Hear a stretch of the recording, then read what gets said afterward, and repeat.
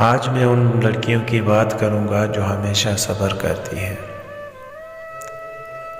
کتنی نازک ہوتی ہیں لڑکیاں، کتنی نازک ہوتی ہیں لڑکیاں،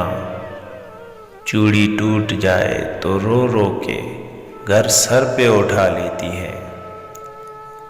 دل ٹوٹ جائے تو سامنے بیٹھی ماں کو پتہ نہیں چلنے دیتی، ذرا سا ہاتھ کٹ جائے تو سارا گھر خدمت کو کھڑا کر لیتی، روح دکھوں سے چھلنی ہو جائے تو بھی اف نہیں کرتی، اپنی پسند کا سوٹ نہ ملے تو